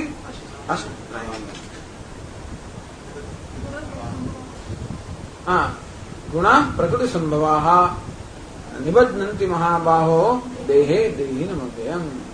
આ સત્વ રજસ તમસ આ ત્રણ જે ગુણો છે પ્રકૃતિ સંભવા, એટલે પ્રકૃતિ જે સત્વ રજસ તમસ ત્રણ ગુણો અભિવ્યક્ત થાય એ આ દેહને, દેહીને એટલે કે આત્માને દેહ સાથે બાંધે છે.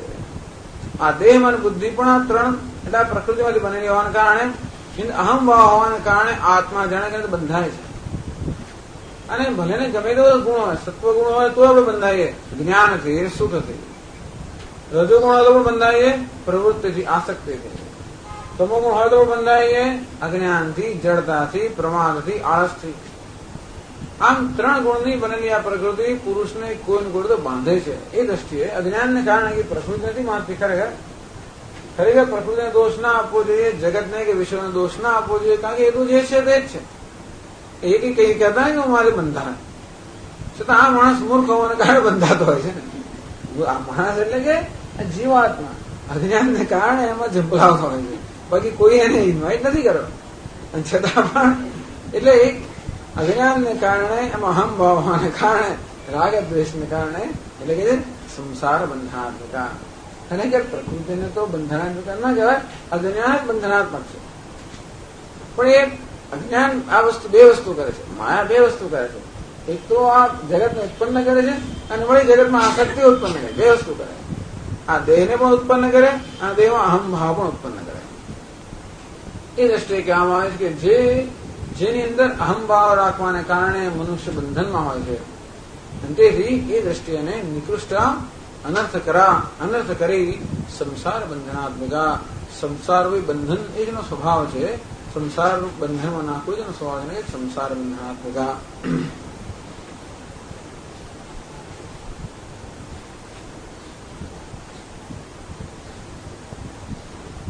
યમ તો કે આ મારી અપરા પ્રકૃતિ છે. એટલે આગળના શ્લોકનું પણ આ આગળના શ્લોક સાથે આ સંબંધ ધરાવે છે. આટલો ભાગ છે યમ, અપરા યમ, અપરા યમ, આ બે શબ્દ છે એ આગળના શ્લોક સાથે સંબંધ ધરાવે છે. ઇતઃ અન્યા, ઇતઃ એટલે કે અસ્યાહ યથોક્તાયાહ અન્યા. પરંતુ આ જે કહેવામાં આવી એ મારી નિકૃષ્ટ પ્રકૃતિ કરતા અત્યંત અન્ય એટલે અત્યંત વિલક્ષણ. અન્યા અત્યંત વિલક્ષણ, એના કરતા તદ્દન વિલક્ષણ. કેમ વિલક્ષણ? વિશુદ્ધા, એટલે કેવી છે? અશુદ્ધા. આ બીજી પ્રકૃતિ કેવી છે? વિશુદ્ધ. એનું પ્રકૃતિ કે છે. મમ આત્મભૂતા. આમ પ્રકૃતિ શબ્દનો પ્રયોગ સામાન્ય રીતે આવે છે ચેતન માટે થતો ન હોવાને કારણે અહીં સમજાવે છે કે મમ આત્મભૂતા. શંકરાચાર્ય સમજાવે છે આ મારી આત્મભૂત પ્રકૃતિ છે.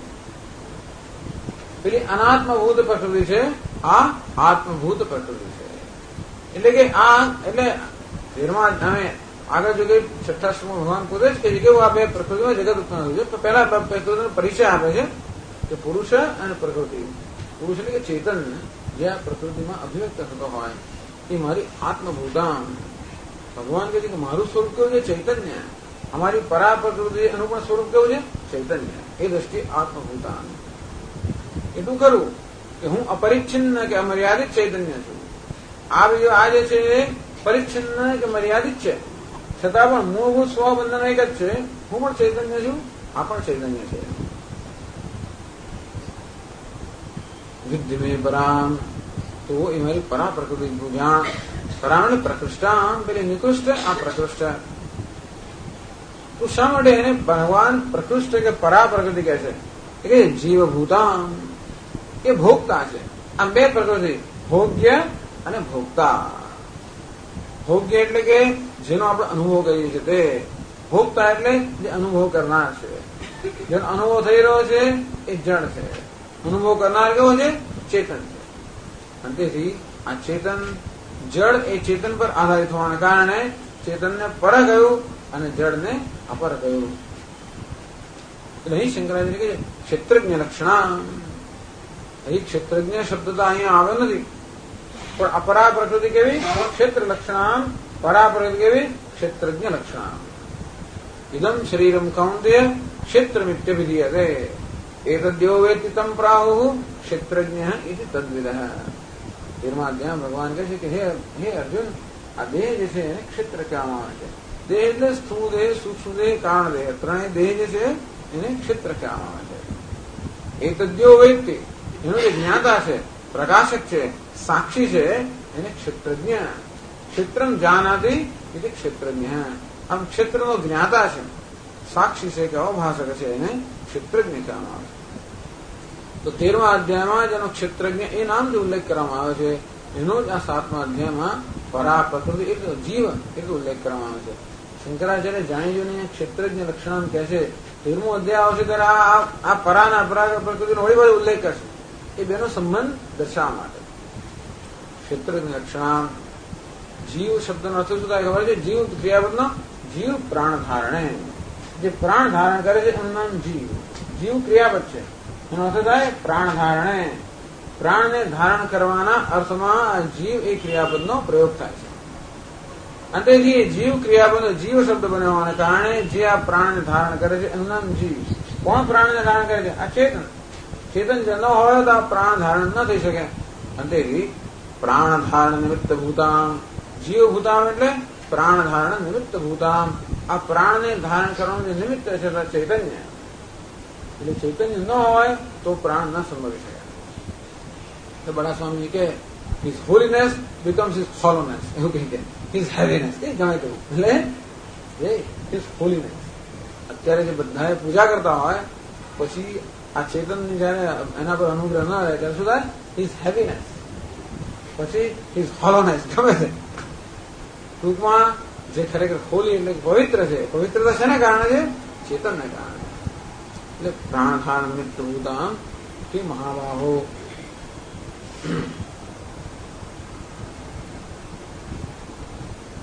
અને બીજી એક વિશિષ્ટતા બતાવે છે, એકદમ ધારી દે જગત એયા પ્રકૃત્યા એકદમ ધારી દે જગત અંતઃ પ્રવિષ્ટયા.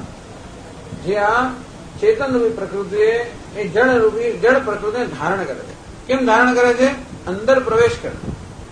યો અંતઃ પ્રવિશ્ય મમ વાચ ઇમામ પ્રસુપ્તામ સંજીવયતિ.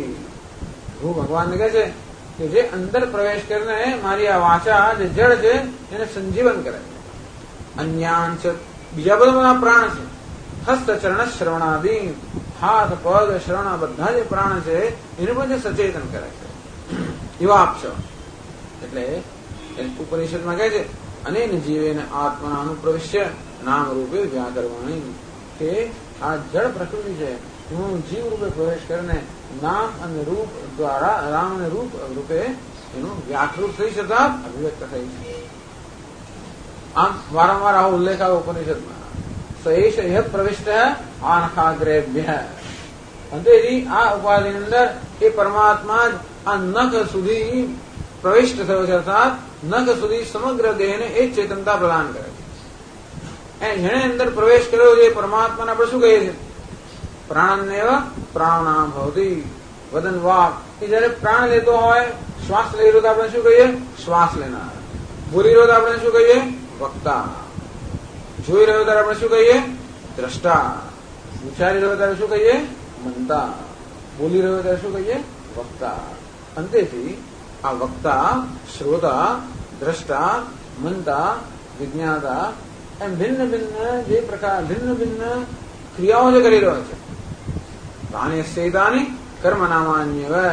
આમ ભિન્ન ભિન્ન ક્રિયાઓ કરી હોવાને કારણે આ પુરુષને ભિન્ન ભિન્ન પ્રકારના નામ મળતા હોય છે. આમ ઉપાધિના જે અંશ સાથે આ પુરુષનું તાદાત્મ્ય હોય એ પ્રકારનું નામ એને મળે. આ વાણી સાથે તાદાત્મ્ય હોય તો આ પુરુષને વક્તા કહેવામાં આવે. મન સાથે તાદાત્મ્ય હોય તો એને મંતા કહેવામાં આવે.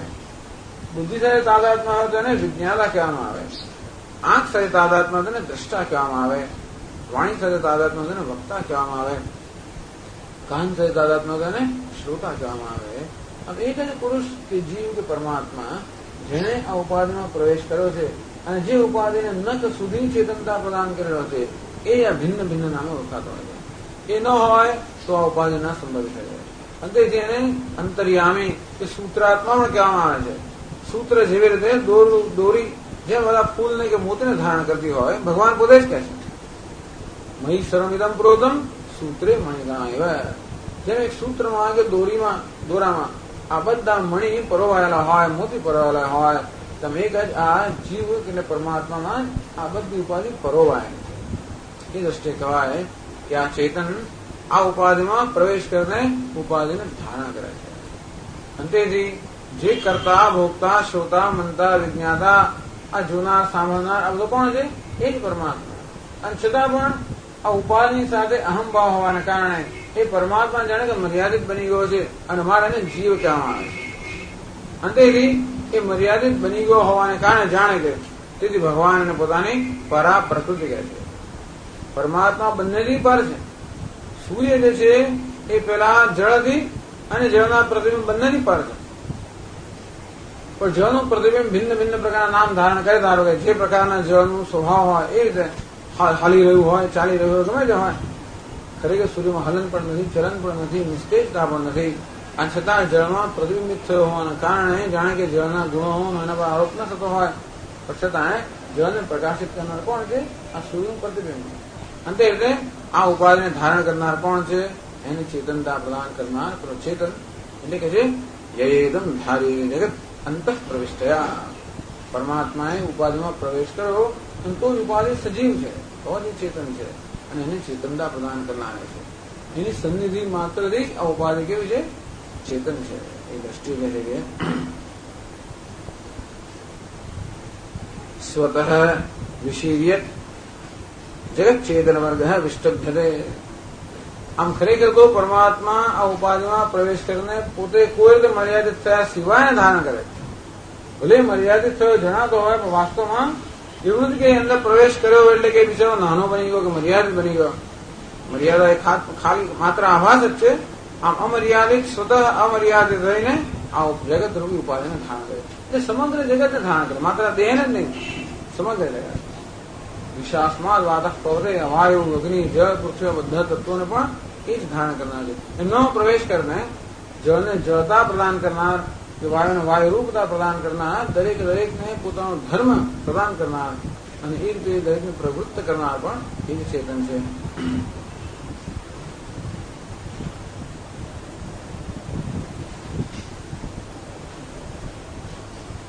તો શા પછી કહેવાય કે બે પ્રકારની પ્રકૃતિ છે જગતમાં? આ જળ અને ચેતન કે અપરા અને પરા બે પ્રકારની પ્રકૃતિ એમ કહેવાય કેવી રીતે? તો 6થા શ્લોકમાં ભગવાન બતાવે છે કે જો જગતમાં તું નજર કરશે તો તને ખ્યાલ આવી જશે કે આ બે પ્રકૃતિ સર્વત્ર છે. એ કહે છે એતદ યોનિની ભૂતાની સર્વાણીત્યુપધારય અહં કૃષ્ણસ્ય જગતઃ પ્રભવ પ્રલયસ્તથા.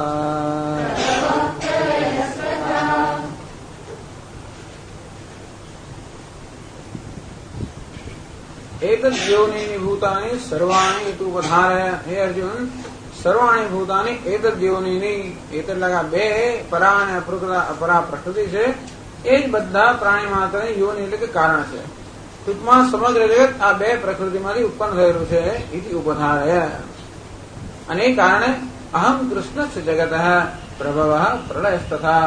આ બે મારી પ્રકૃતિ હોવાને કારણે હે અર્જુન આ સમગ્ર જગતનું પ્રબળ ઉત્પત્તિ સ્થાન પણ હું છું, પ્રલય એટલે સમગ્ર જગત પણ મારામાં થતું હોય અને સમગ્ર જગતની સ્થિતિ પણ મારામાં છે.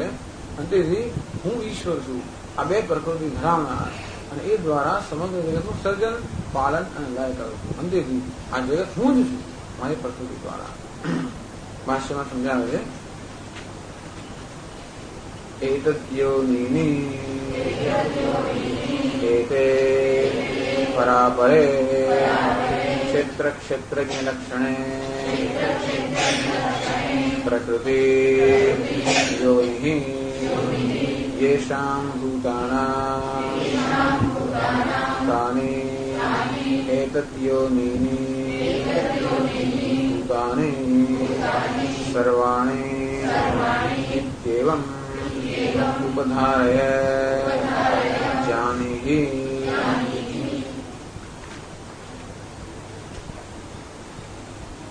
એતદ યોનિની એ સમાસ છે સમજાવે છે. એતે પરાપરે ક્ષેત્ર ક્ષેત્રજ્ઞ લક્ષણે પ્રકૃતિ યોનિ યેષાં ભૂતાનાં તાની ભૂતાની એતદ યોનિની ઇતિ ઉચ્યન્તે. એતદ યોનિ, એતદ શબ્દનો અર્થ તો આમ છેલ્લે પેલો જીવ ભૂતામ મહાબાહો એ જીવત થાય, પણ શંકરાચાર્ય કે નહીં, એતદ નો અર્થ આ બંને થવો જોઈએ. એતે પરાપરે, પર અને પ્રકૃત. પર એટલે ક્ષેત્ર ક્ષેત્રજ્ઞ લક્ષણે. આમ પર અને અપર એ ક્ષેત્રજ્ઞ અને ક્ષેત્ર આ બે પ્રકૃતિ યોનિ, યોનિ એટલે કે કારણ, યેષાં ભૂતાનામ તાની એતદ યોનિની ઉચ્યન્તે. તો આ બધા ભૂત પ્રાણી માત્રને એતદ યોનિની એમ કહે છે. એટલે કે આ બે પ્રકૃતિ જે પરા અને અપરા એમાંથી આ સમગ્ર જગત ઉત્પન્ન થયું છે. યાવત સંજાયતે કિંચિત સત્વમ સ્થાવર નિગમમ ક્ષેત્ર ક્ષેત્રજ્ઞ સંયોગાત તદ્વૃત્તિ ભરતર્ષભ. આ વસ્તુ 13મા અધ્યાયમાં કહે છે કે જગતમાં જે ઉત્પન્ન થાય છે હે અર્જુન આ ક્ષેત્ર અને ક્ષેત્રજ્ઞના સંયોગથી ઉત્પન્ન થાય છે. ક્ષેત્ર અર્થાત અપરા પ્રકૃતિ, ક્ષેત્રજ્ઞ એટલે કે પરા પ્રકૃતિ, તેના સંયોગથી એટલે પુરુષ અને પ્રકૃતિ. ટૂંકમાં સમગ્ર જગત આ પુરુષ અને પ્રકૃતિની પીડા છે એમાં કહી શકાય. આમ જ્યાં મળે છે ત્યાં પુરુષ અને પ્રકૃતિ બંને આપણને જોવા મળે. પુરુષમાં પ્રકૃતિ જોવા મળે અને પ્રકૃતિમાં પુરુષ જોવા મળે. પુરુષ અને પ્રકૃતિ એટલે સ્ત્રી અને પુરુષ નથી, પણ આ જે જળ છે નામ પ્રકૃતિ, ચેતન છે નામ પુરુષ. જ્યાં પણ હોય ત્યાં દરેક ઉપાધિમાં જે ચેતન છે એ પુરુષ જ છે અને જળ છે એ પ્રકૃતિ છે. પછી સ્ત્રીની ઉપાધિ હોય કે પુરુષની ઉપાધિ હોય, બધે પુરુષ એટલે ચેતન અને પ્રકૃતિ એટલે કે જળ. તો જગત એટલે આપણે એને શિવ અને શક્તિ એમ પણ કહેતા આવે છે. શિવ અને શક્તિ, પુરુષ અને પ્રકૃતિ. ભગવાન કહે છે અણુમાં પણ જોઈએ તો આ બંનેનો ખેલ દેખાય તમને. પુરુષ અને પ્રકૃતિને કીડા વગર કહેતા યિંગ યાન. ચાઇનીઝ લોકો બીજે રીતે કહેતા હોય, પણ ક્યારે એટલે બંનેના સંયોગથી હંમેશા એમ વીજળી અને બલ્બ બેનો સંયોગ. એટલે વીજળી પણ પ્રકાશ ના આપી શકે, એકલો ફિલામેન્ટ પ્રકાશ ના આપી શકે. વીજળી અને ફિલામેન્ટ બંનેનો જયારે સંયોગ થાય ત્યારે પ્રકાશ આપી શકાય. અથવા અગ્નિ અને લોખંડનો ગોળો, લોખંડના ગોળામાં અગ્નિ મૂકીએ તો વિરુદ્ધ આગનો ગોળો બને. એ અગ્નિ અને લોખંડ બંનેનો સંયોગ છે. અને એવા ઓતપ્રોત કે પરસ્પર વ્યાપૃત છે કે આપણે એકબીજાને ભિન્ન ન કરી શકીએ. તેમ આ ઉપાધિની અંદર પણ આ જળ અને ચેતનમાં પરસ્પર એવો ઓતપ્રોત છે કે આટલું ચેતન છે ને આ જળ છે આપણે જુદા ના કરી શકીએ. એ જુદા માત્ર બુદ્ધિમાં કરવાનો હોય. એવું નથી કે આ ચેતનને જળથી જુદો કરીને આપણે એને જુદા કરી શકીએ, એવું નથી બનતું. અને એવું પણ ખરું કે ચેતન સર્વત્ર છે. જેને એમ કહેવામાં આવે કે જે કઈ પ્રાણી માત્ર કે જળ ચેતન જે કઈ છે એ આ પરા અને અપરા પ્રકૃતિમાંથી ના સંયોગમાંથી બનેલું છે. એનો અર્થ એ થયો કે જ્યાં જળ છે ત્યાં પણ ચેતન છે, જ્યાં ચેતન છે ત્યાં પણ જળ છે, અને જળ છે ત્યાં. કારણ કે જળ અને ચેતન બંનેનો સંયોગ ના થાય તો અભિવ્યક્તિ ના બની શકે. ચેતન સૂક્ષ્મ હોવાને કારણે એક વખત આપણે દ્રષ્ટિગોચર ના થઈ શકે. જળ જળ હોવાને કારણે પણ દ્રષ્ટિગોચર ના થઈ શકે. પણ જળ અને ચેતન બંનેનો જયારે સંયોગ થાય ત્યારે જ કોઈ વસ્તુ સંભવી શકે.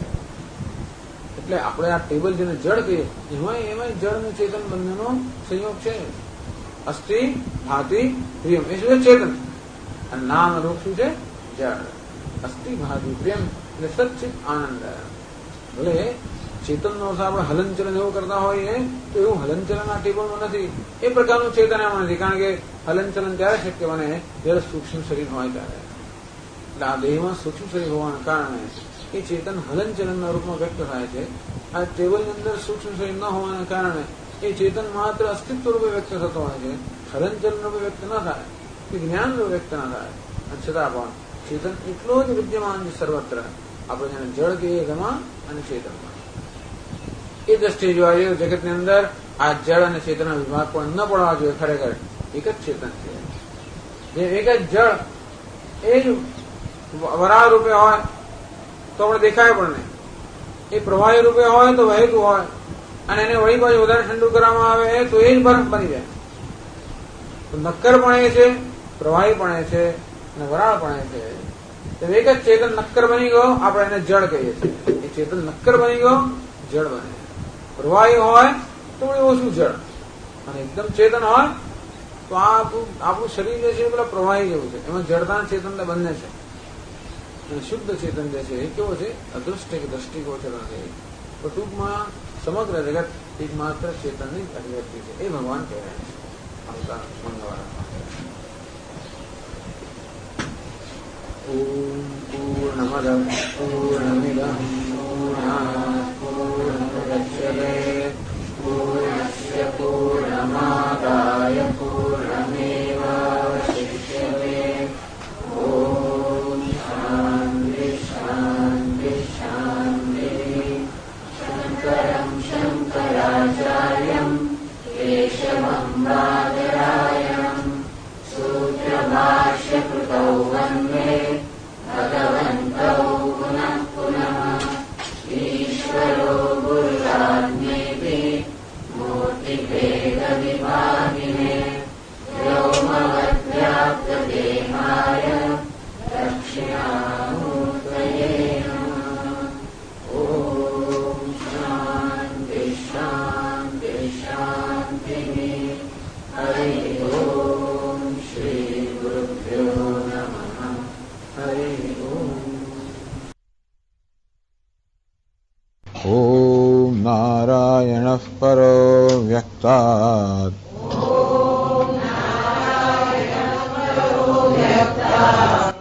अण्डमव्यक्तसम्भवम् अण्डस्यान्तस्त्विमे लोकाः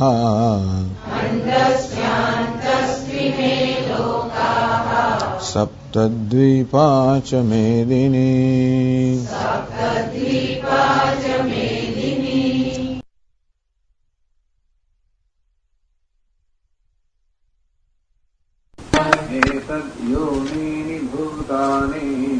एतद्योनीनि भूतानि सर्वाणीत्युपधारय अहं कृत्स्नस्य जगतः प्रभवः प्रलयस्तथा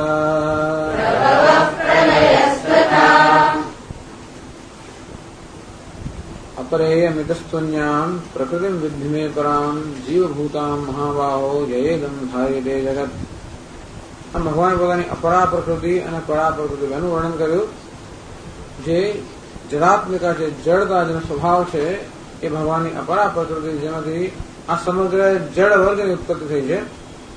અને જળમાં પ્રતિબિંબિત જે ચેતન છે અર્થાત જે જીવ છે ભગવાન જે મારી પરા પ્રકૃતિ છે.